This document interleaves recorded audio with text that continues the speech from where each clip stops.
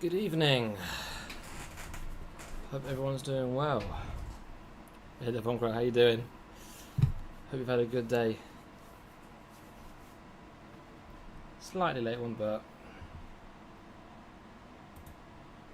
what we have today is we're stripping down this tag Aquaracer. SW200-1, the equivalent of the 2824. So, that's an easy one to be fair.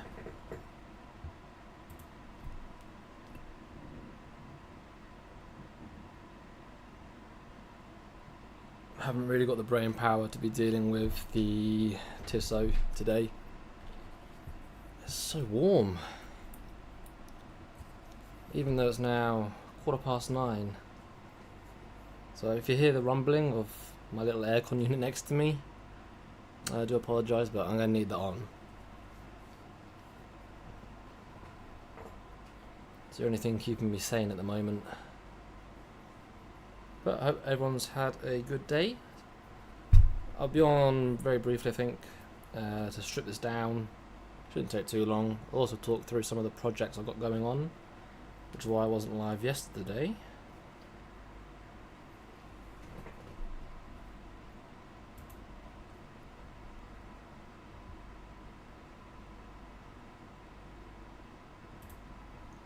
There we go. Alright, let me get my tools out and we can make a start stripping this tag down.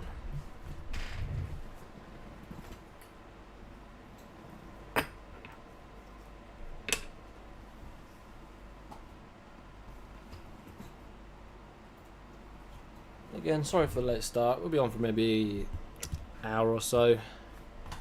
Go until about 10, half 10 maybe.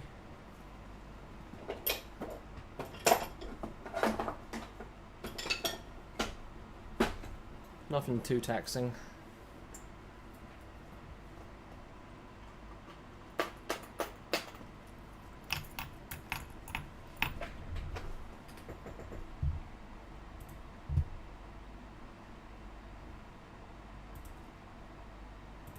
No worries, you have to make it doable for yourself. Exactly.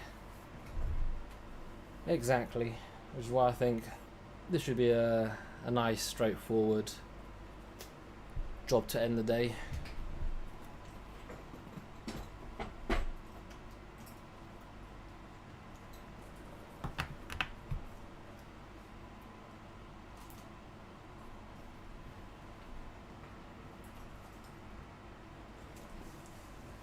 Hand levers.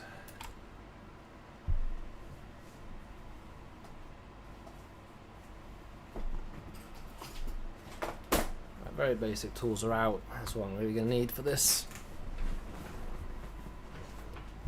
Okay. So tag Aquaracer SW200-1, equivalents of the 2824. So you'll see a lot of similarities between the two. The Solita made very identical, almost clones.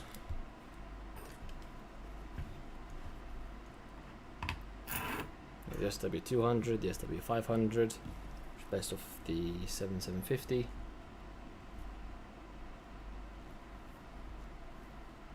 Let me just take off this bracelet.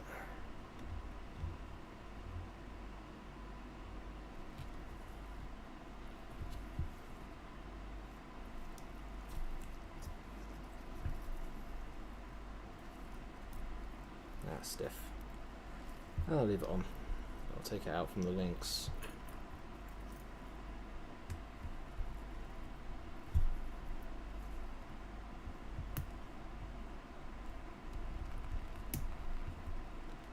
If it lets me. There we go. There's one end out.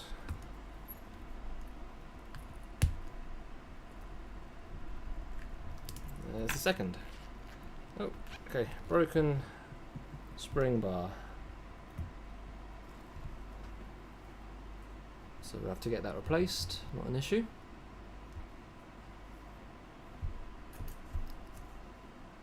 This is just the end of one of the spring bars that pokes out. Easy enough to replace, so nothing to worry about.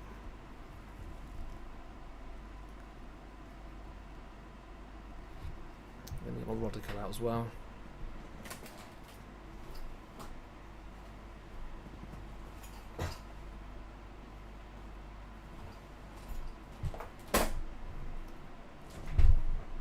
So yeah, we'll do the Tissot another day.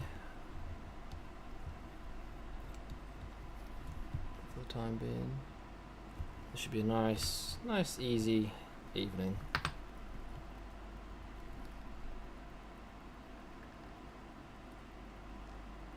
Movement is ticking. It looks relatively clean. No immediate issues visible.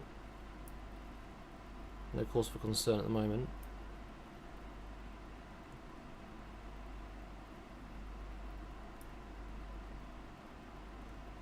Casual disassembly hour. Literally, yeah, that's literally what this is. A very casual movement stripped down. Assembly hour. Assembly hour, chat, vibe, relax. I think that's really what I need to do at the moment.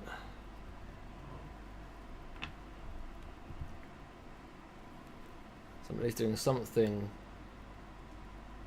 productive, but at the same time not taxing my brain too much. Still got 3 more work days to go.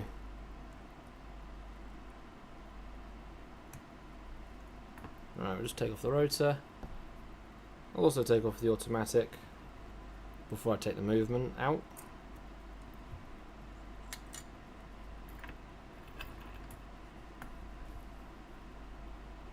So we've got 2 blue screws holding down the automatic.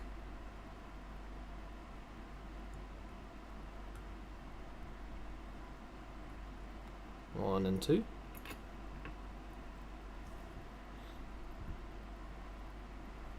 Put those screws aside, as well as the automatic that now comes straight off.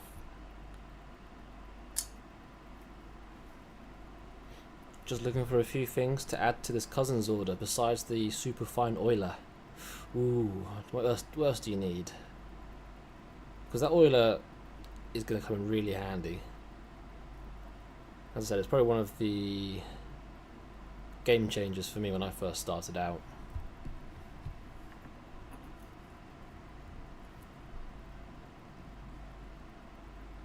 I'm also going to remove the 2 case screws.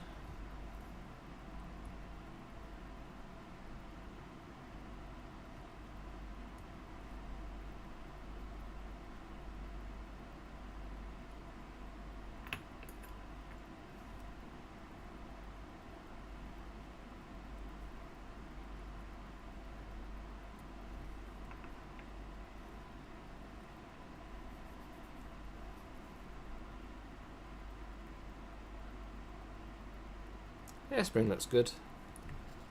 Just giving it a little inspection. Doesn't seem to be any issues with the hairspring, it's just probably very low on power at the moment. Okay, engages, which is good.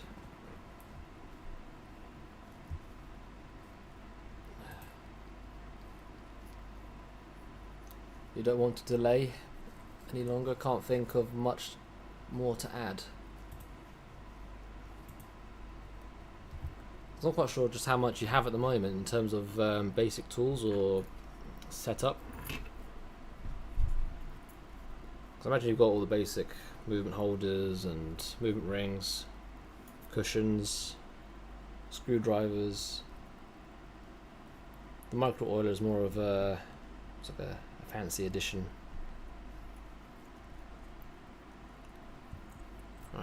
take out stem and crown, flip her over, and usually you can get a few taps and it'll come out, but not this time. So we'll take out the movement ring independently, and then the movement falls out.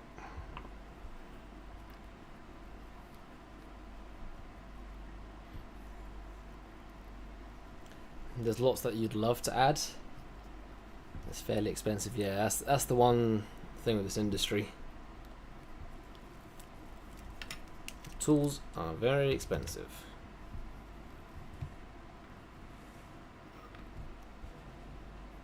Yeah, getting set up for the first time is going to be quite costly.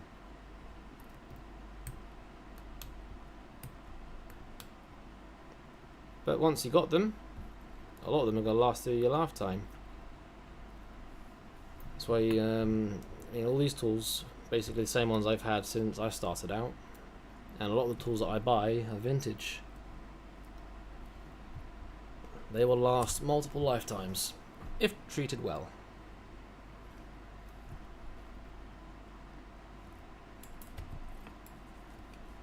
Just make sure you buy the good stuff.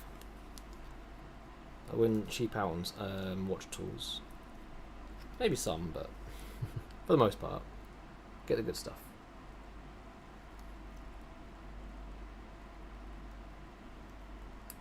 There we go.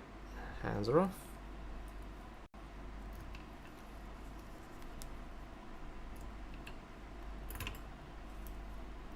I'm just going to slide them off, put them aside.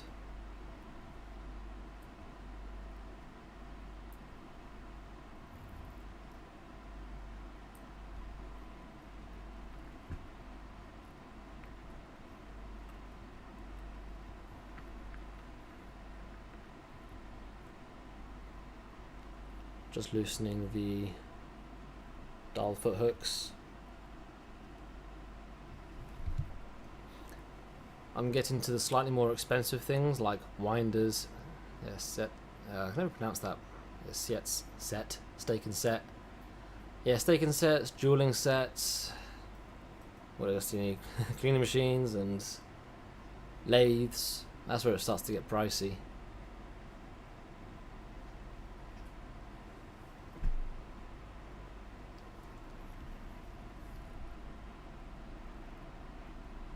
It depends on what work you're looking at doing.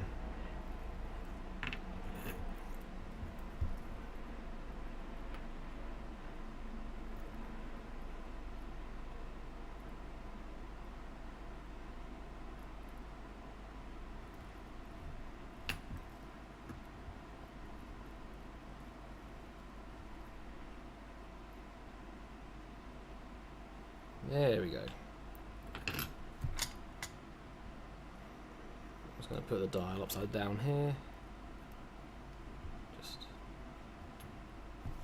just aside. Yeah, make sure you get a nice quality staking set. We've also got the Heuer tools, which can be used for jeweling, depthing. Or jewel depths, I mean.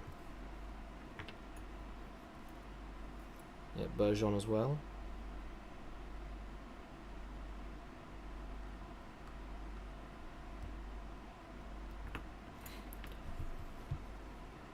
For the winders, I found a nice Bourgeon case to keep them in. And I've bought 5, 7, 11 left to right. Yeah, the winders I found are actually really expensive. The mainspring winders, I imagine that's what you're referring to. I'm not sure what other winders there are, but yeah, the mainspring winders, like the overall kits, can be pretty pricey.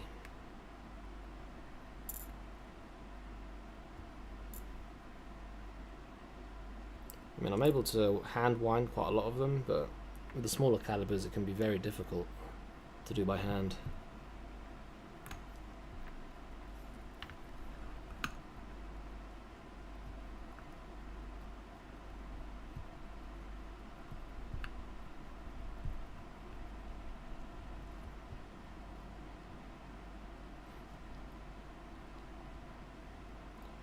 Since the winders are so expensive, I wanted them to have a nice home. Absolutely.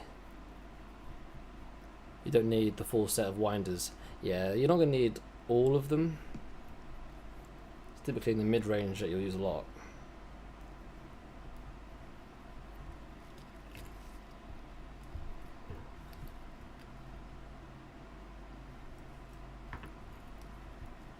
Yeah, the 5, 7, 11 probably get you through most of them. What's that? Ladies, gents chronograph.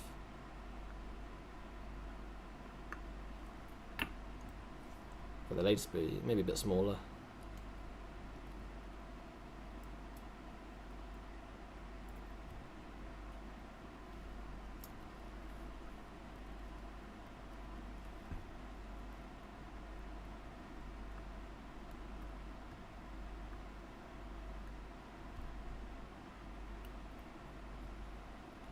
Okay, remove the date disc.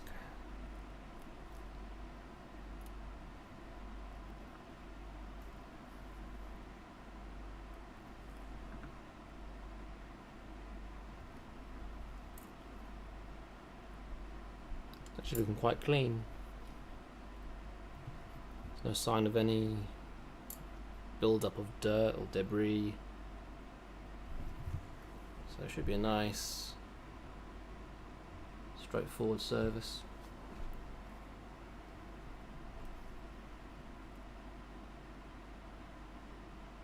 I'm trying to think what other tools you might need. You talked about stake and set, jeweling sets. I don't think you're going to need a lathe. I don't really use a lathe all too much. That's a very specific tool for it's more restoration.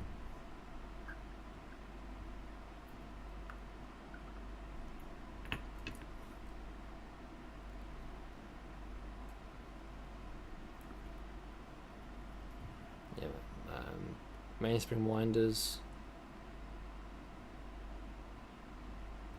There we go. There's a balance out.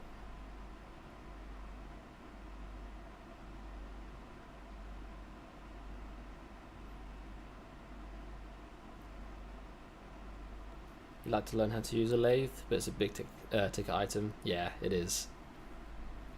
It is indeed.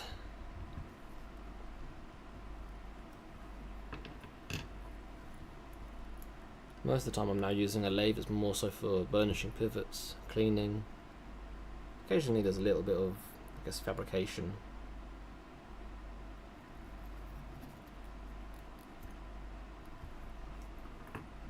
The more restoration side of things, just trying to get things to fit and work when parts aren't available.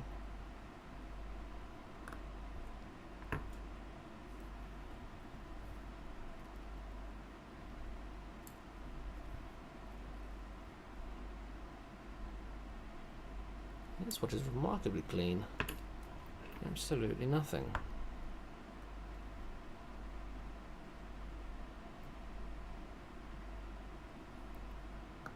Crown wheel screw on this watch is reverse thread, in case we ever work on one of these in the future. Nope. Crown wheel just pinged out. Didn't go far though. It's a bit sticky on the click. Click spring.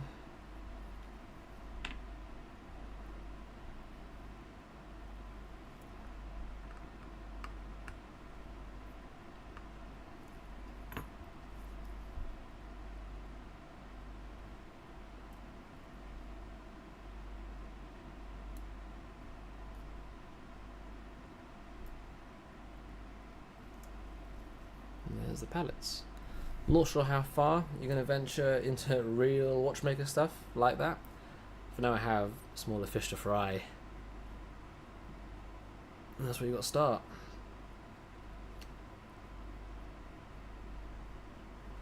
You take it on more as like a hobby?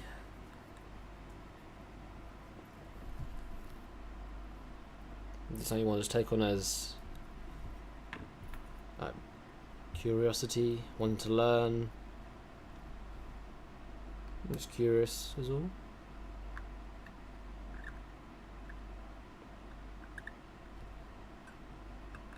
Is it just something about the industry that has caught your interest?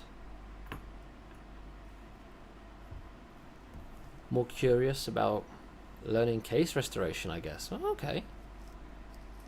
That's more likely to be useful than a lathe, yes. Yep. If I was to try making money at this. Yeah, case restoration is quite an art.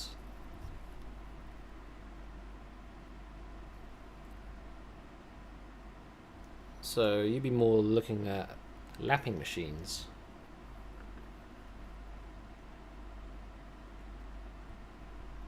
Lapping machines being what's used to turn cases. I believe that's right. Yeah. Yeah, lapping machines, case restoration. I've never used a lapping machine myself, but I know the main function being casework.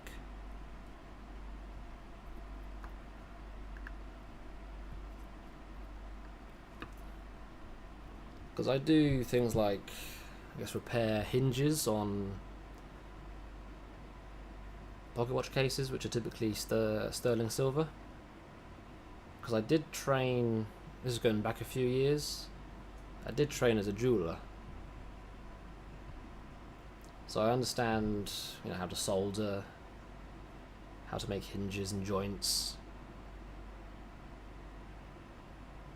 So I have done case repairs on pocket watches, but I haven't restored like a modern day case out of stainless steel.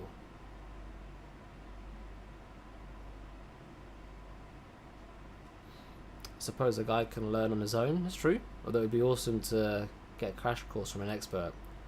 Very true. Yeah, to have someone who can guide you through it, I guess a mentor, is just such a major perk. If you do know that person. If you do know somebody who can teach you that, it's just such an amazing perk to have. It'll put you light years ahead of everyone else.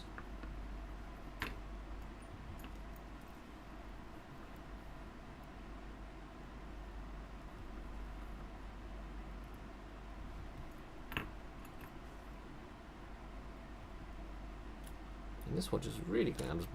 Yeah, we're already down to the base plate. Just no issues. Nice clean base plate.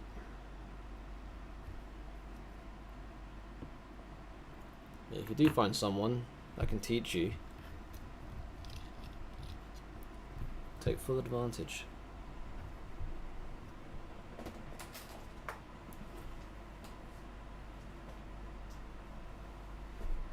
So I'm just getting my pegwood out. Going to use my knife to sharpen a point. I'll use this to clean the jewels.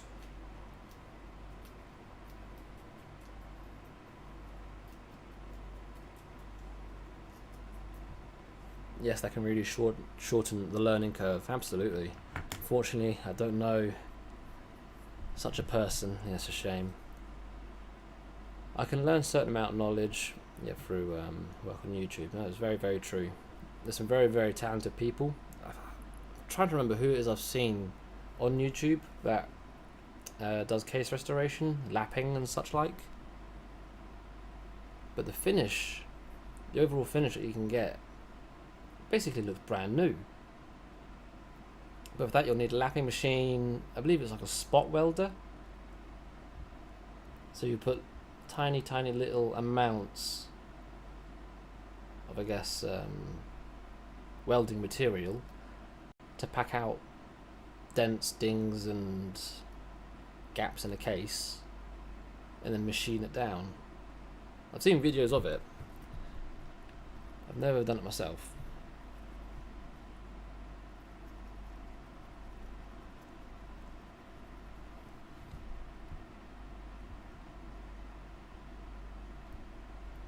Some very gifted people out there. Alright, I'm just going around, picking out the jewels.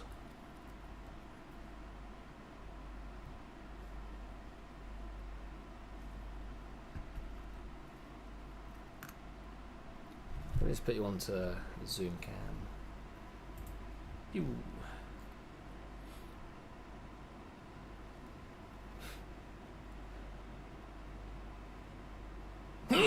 Woo. Excuse me. Hay fever has been killing me past week. Don't know if anybody else in the UK has been suffering. It has been kicking my butt.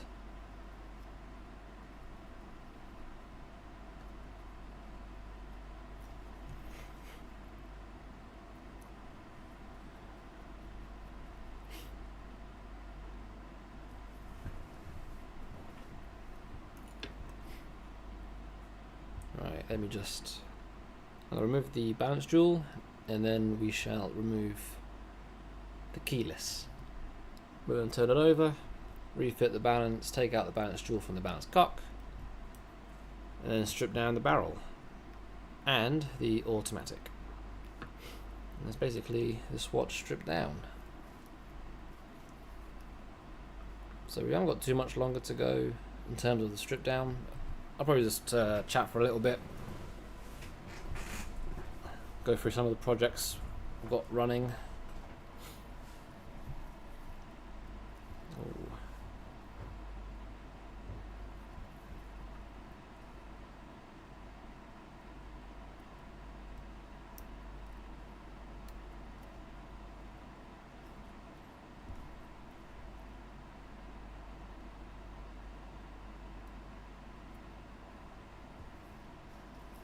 Alright, that's the jewel removed.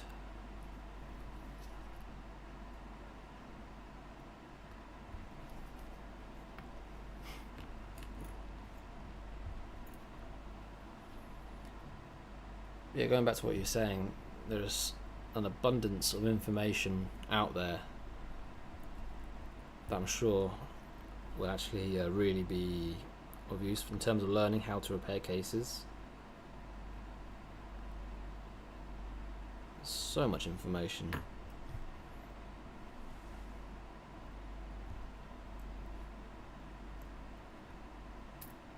we go, that's the setting lever spring.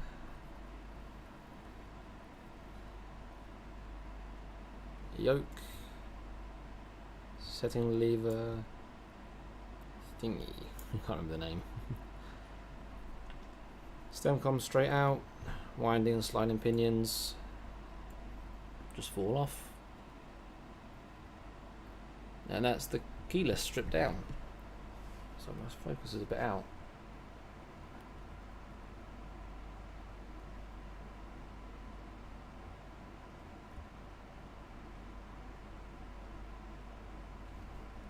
There you go.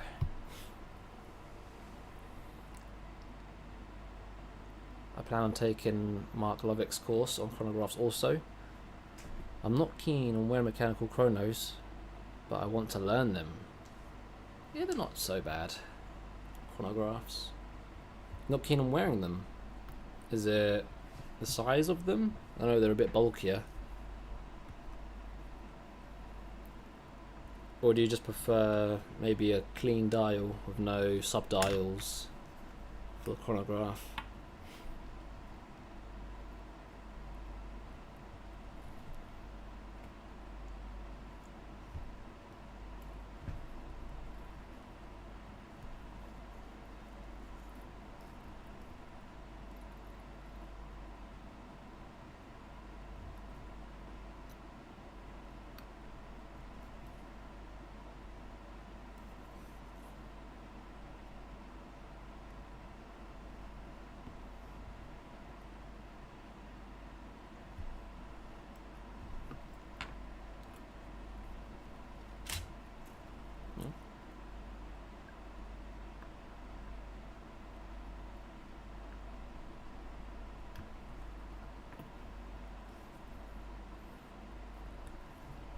prefer low complications usually, although you love your lunar pilot.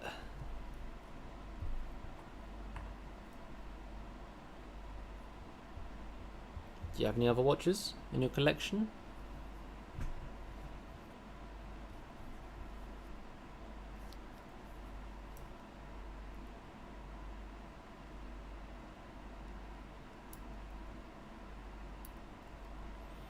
Maybe I'll warm to mechanical chronos more after I learn about servicing them. I got a feeling you will. I got a feeling.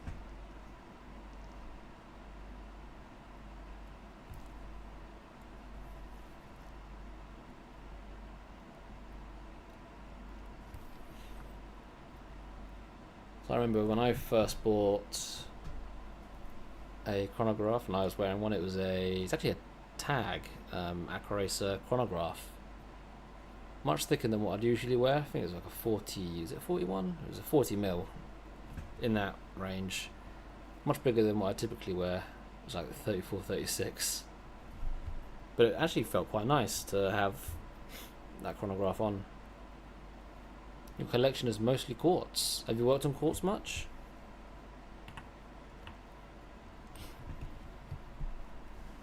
Yeah, I don't work on quartz too often these days. I've worked on a few here and there. Never too many. Okay, so base plate is now stripped down. We've pegged all the jewels. Everything looks nice and clean. No issues really arisen during the strip down. So next is the barrel. We'll take out the mainspring and then the automatic.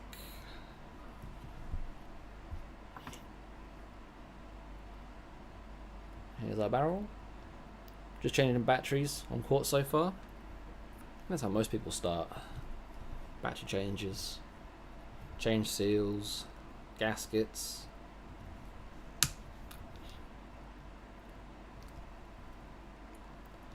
And then you jump down the rabbit hole and you're doing chronographs and complications and God knows what else.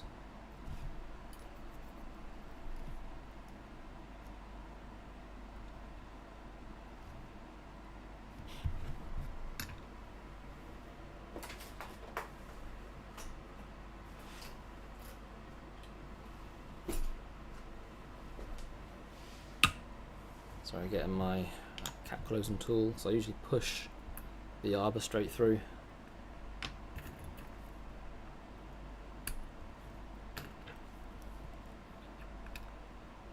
And there's the arbor. Nice little trick.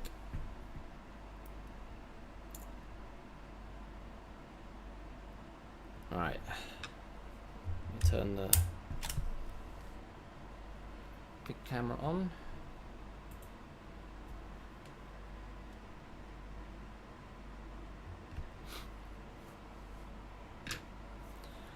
When installing the barrel arbor back into the barrel, do you use a special tool? No, I literally just use my tweezers. Try and feed it in so that the latch catches. You may sometimes see I have to use a screwdriver as well. If the mainspring is really tight, you've got to open up a little bit to give enough way for the arbor to fit. But most of the time, just use my tweezers. Alright, I've just unhooked it and it's starting to unwind. You can see it. There it is. It's coming out.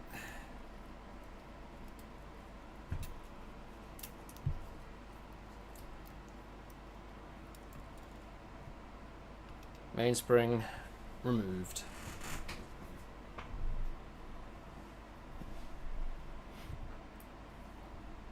That's the barrel disassembled. Before I misplace the mainspring, I'll go and put it with the job, so back in 1 second.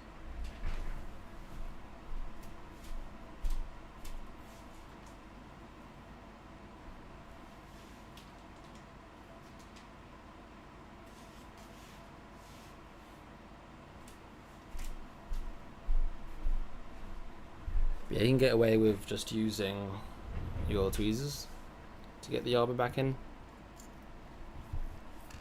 I've never had to use anything fancy.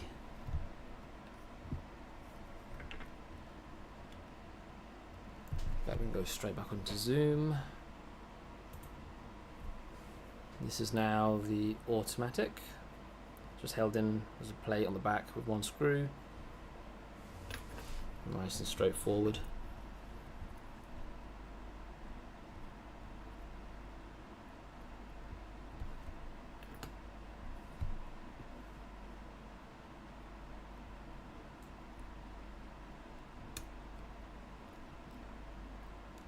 Okay.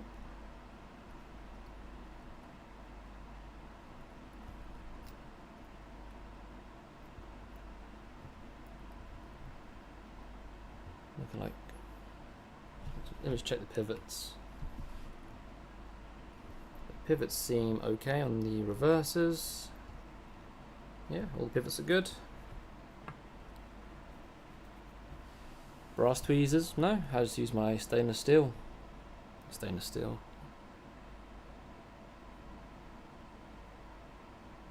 Oh, my steel tweezers.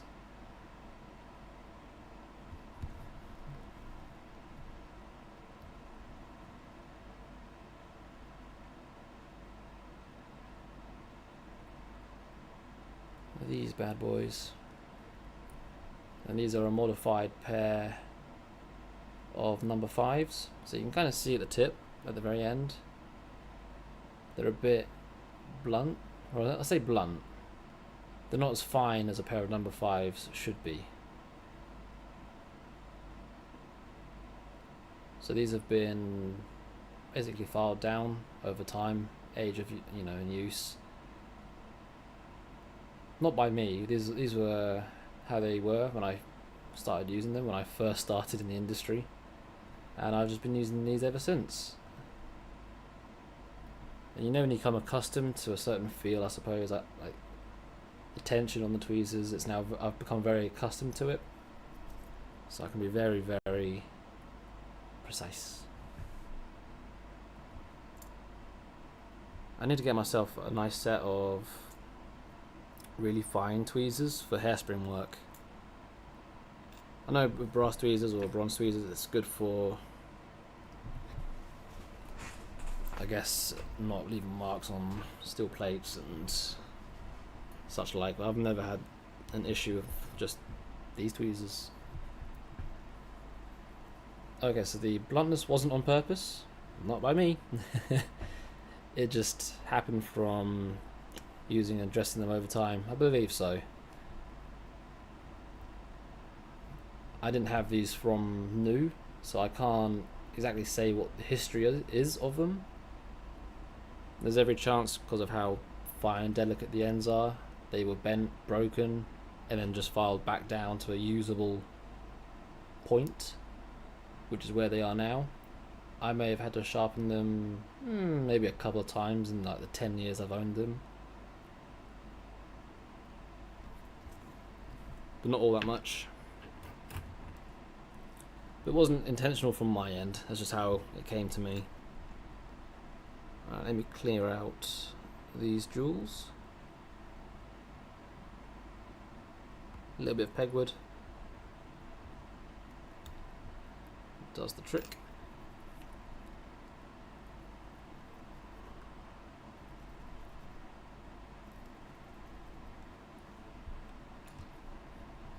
And on this bottom plate. And if you're working on quartz, you're going to want a good set of anti-magnetic tweezers, because there is a magnet within the quartz which can be a real pain to put back in if you don't have anti-magnetic tweezers. Just a heads up if you are planning on working on quartz watches ever.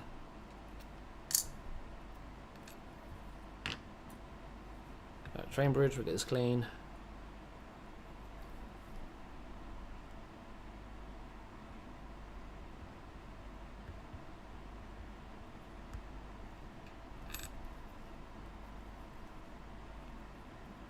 heat today has just zapped me.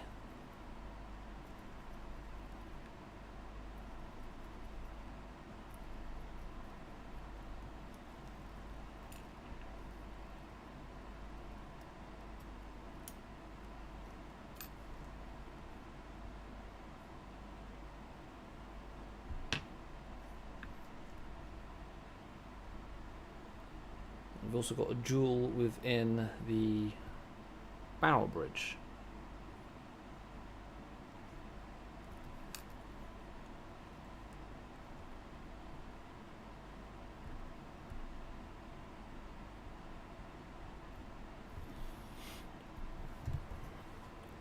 How often do you find yourself adjusting the gap between the regulation pins on ETA star balance for better consistency or rate different positions? So when I first started out in the industry, I was predominantly working on RS, which run ETA movements, 2024. How often was I making adjustments? Semi-frequently. I would always check to see if adjustments were needed. Obviously, if I felt I could do better, then I would. Semi-frequently. Wasn't like all the time, but like I always felt like I could do better, or make it a little bit better.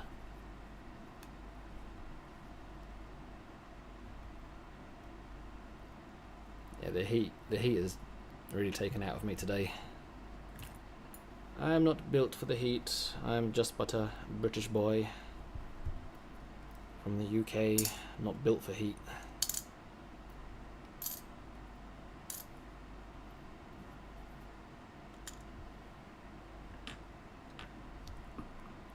Yeah, I could find myself adjusting them a fair bit.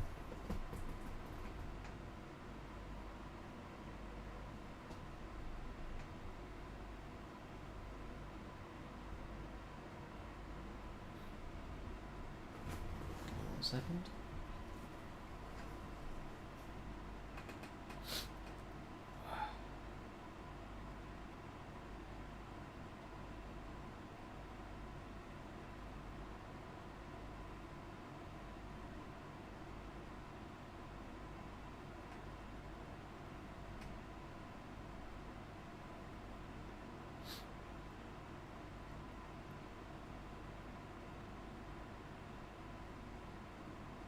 So I take it you're referring to the curb pins.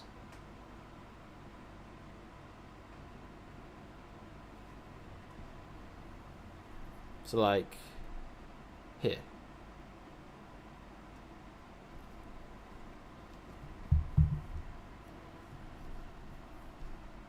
Just here. I take it that's what you're referring to. The curb pins.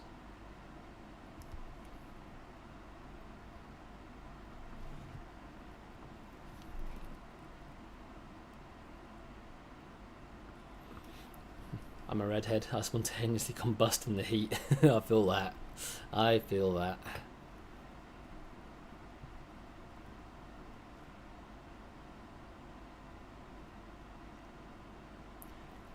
Because the only other thing I can think of, if you're not referring to the curb pins, you're referring to banking pins, but that's only like that's more some vintage stuff. Banking pins.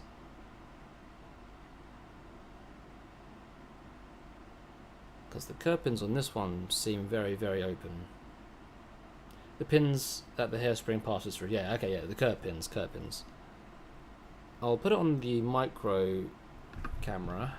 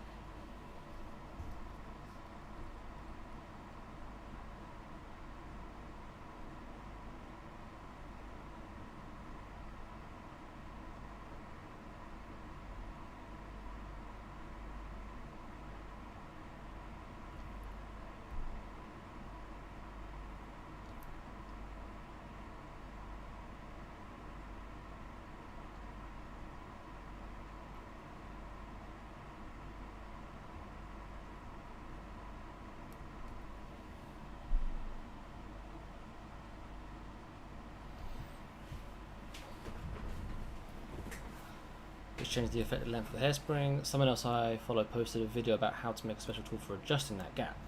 He makes the tool from a piece of mainspring. Because here are the curb pins. As you can see, that's the hairspring right there, and it's going through. This brass block is these are the curb pins. Go straight through and out the other end. So you've got the curb pins here, and at the very beginning you have the stud.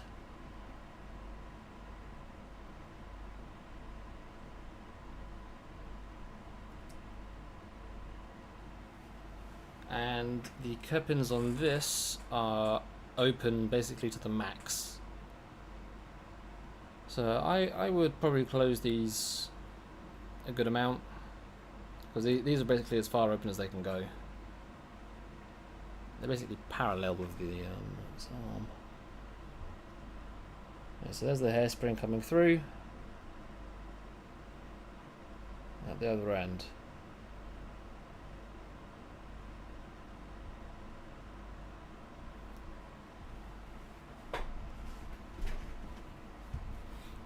I wonder if I can get another angle.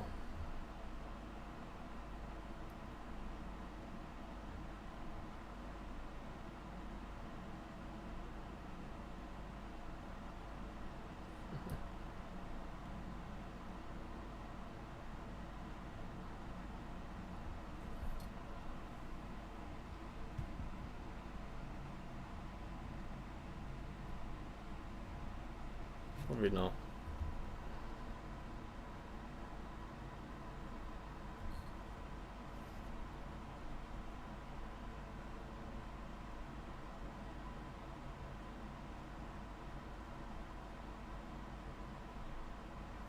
I was going to go back.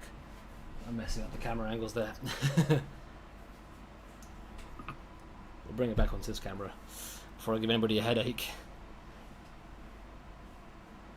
Right, the tool he made is pushed between the pins to actually increase the gap, irrespective of how the pins are turned orientated. It tapers, allowing you to choose the gap behind how far. Yes, okay. You don't need to do that on this type of curb pin. I know exactly the one that you're referring to. I know what you mean. And yes, I have had to do those adjustments. But the way that you open and close the pins on this caliber is by turning the curb pins. You're not always able to turn the curb pin. Like you said, you might actually have to make something or adapt something to physically open up the pins, which yes, I have done, but not for this particular caliber. So I know exactly what you're referring to now. I'm on the same page. Let me just bring it back and see if I can.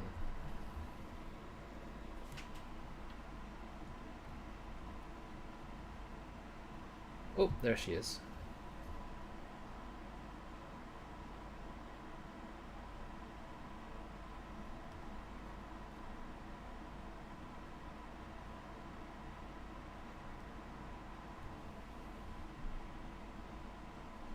So these are the curb pins, and basically these will spin on a swivel.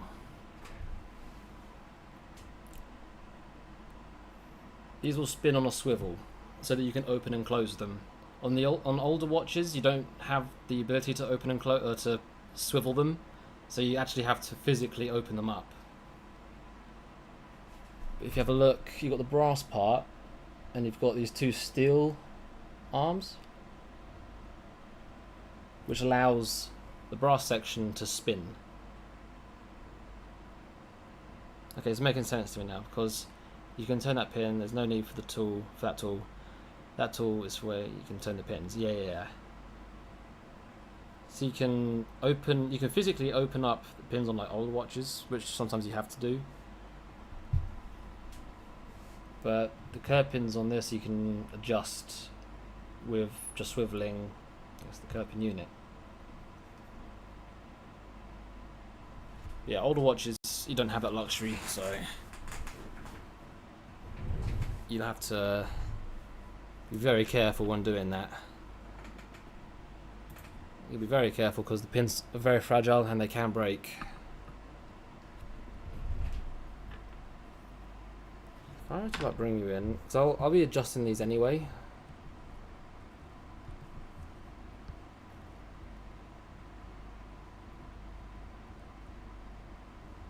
Okay, so let me show you. Let me actually show you how I would adjust it. A little demo. So you can use a special tool that will actually fit the unit completely, and then you can spin it almost like a pair of tweezers. Or I can use my tweezers to twist and close it.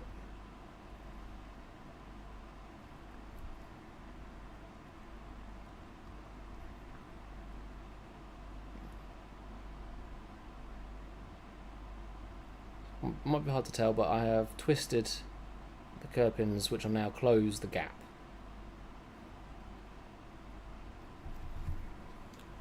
Actually got a new NH35 movement that I couldn't regulate, and I realised I needed to turn the regulation pins counterclockwise more. I found it easy enough with tweezers. Yeah, tweezers are easy enough. And obviously to regulate it, you'll just push it back. You'll just push the unit entirely back and forth, or you've got the like a minute regulator back here. Depends on how much regulation is needed.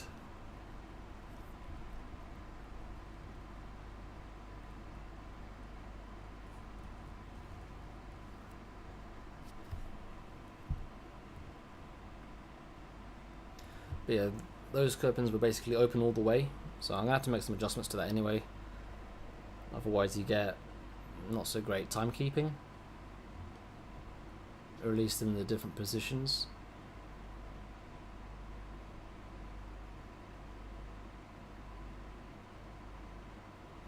The fine adjustment screw is great. Yeah, it's very handy when you only need to make very, very small adjustments. Not as pretty as Swan Neck, but it works fine. Yeah. As long as it works.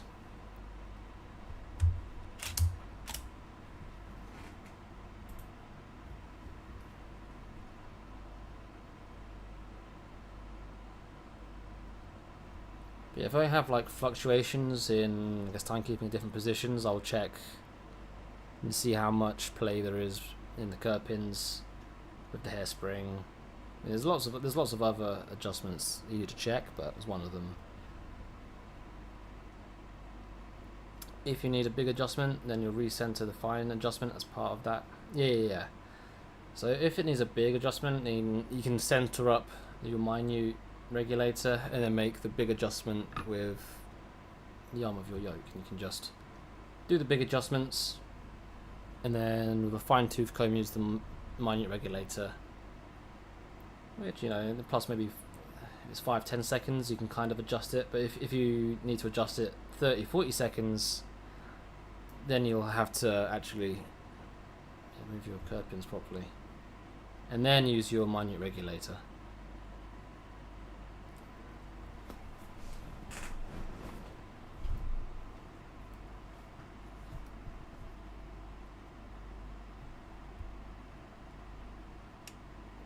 Let's put all this away. So this watch is now stripped down.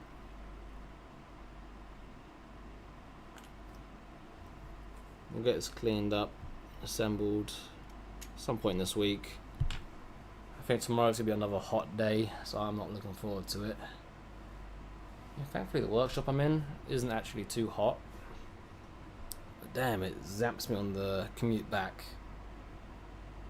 On the SW200, by the way, is that fine adjustment screw directly turning the regulator arm, or is it turning something else that turns the arm by friction? No, it's directly linked to the regulator arm.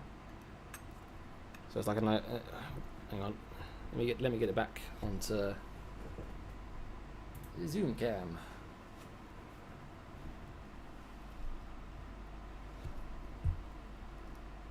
So you got your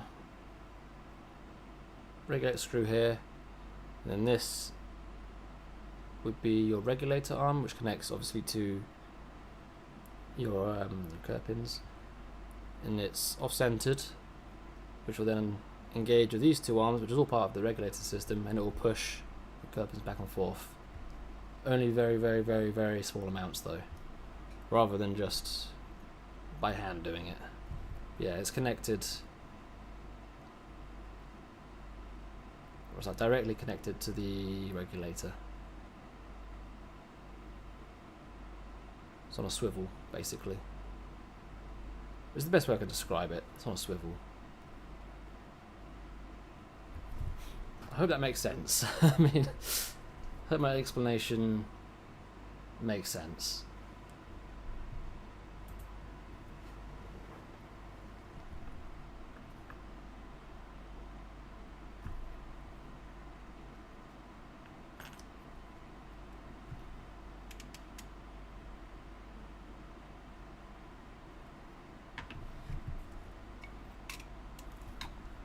Alright, there's the watch, all stripped down to its base components.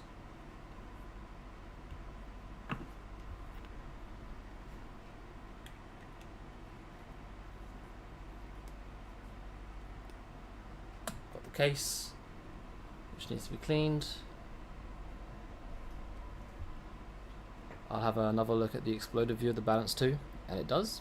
I'll have another look at the exploded through the balance too. Yeah, have a little look. Have a look. Yeah, that's how I guess the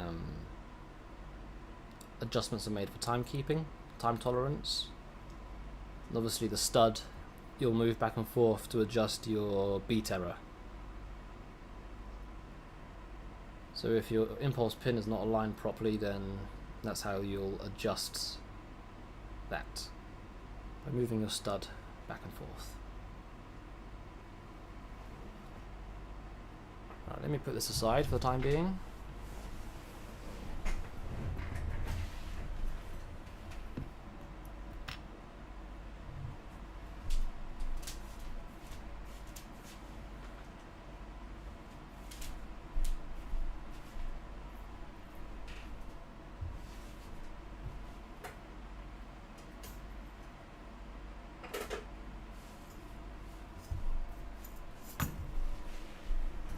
Okay.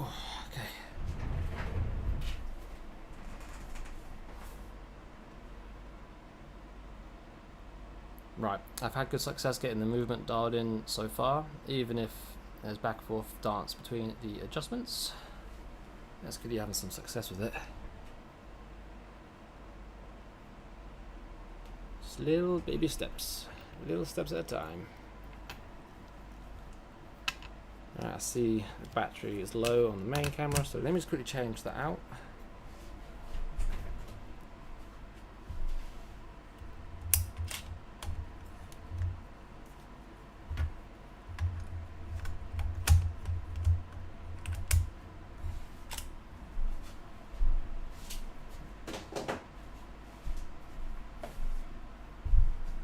Oh, and we're out of focus.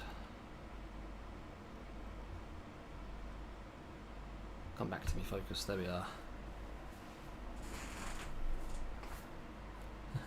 Over adjust.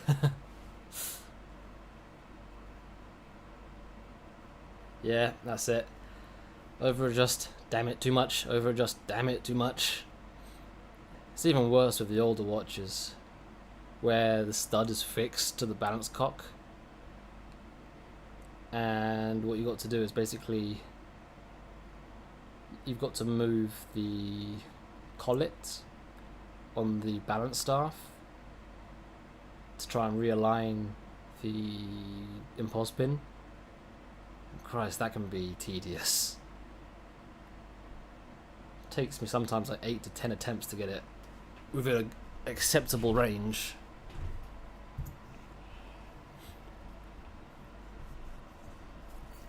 So So this is what I was working on yesterday. I'm just trying. I need to get some like main channel videos up. So I've got a few projects on the go. This is one of them, and it's a Waltham pocket watch.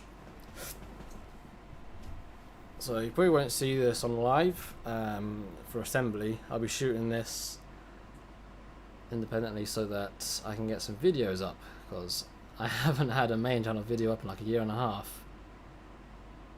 So it's one of the projects probably for the weekend. I have an idea for a special tool that can deliver repeatable and adjustable force to turn a regulator arm. Please give me one when you make it. Oh boy, hate to think of the struggle I'd have then. It's really tedious because obviously on the collet is where the hairspring's attached. So if you slip, you mess up the hairspring. I've not had that yet. Touch wood that it continues, but it's a risky maneuver. I guess some people might opt to almost take the collet off completely and then refit it. But usually, I guess every time I've attempted it, I've been able to just gently swivel it around. So we've got Waltham pocket watch. Here's the case. Got a gold-plated case for the Waltham. I've also got a Trenton pocket watch. Just got a mainspring ordered for it.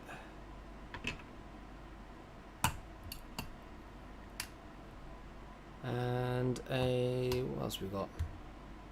Let me just put this aside. This little guy. I'm looking forward to this one.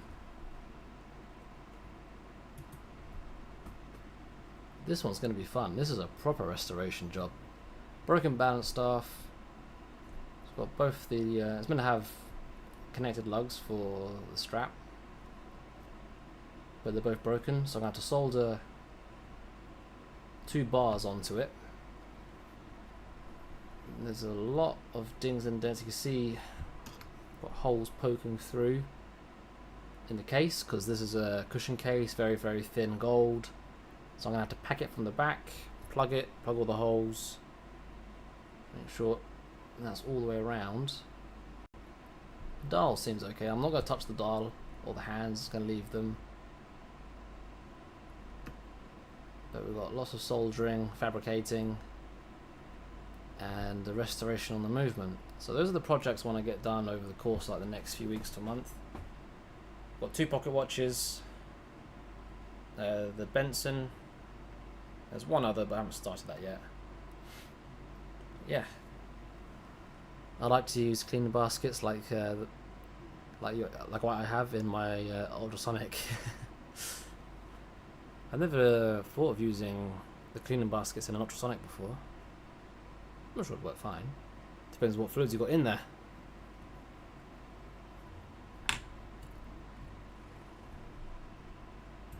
But yeah, so plenty of projects which will hopefully be completed within a few months, a month or 2. But yeah, there we go.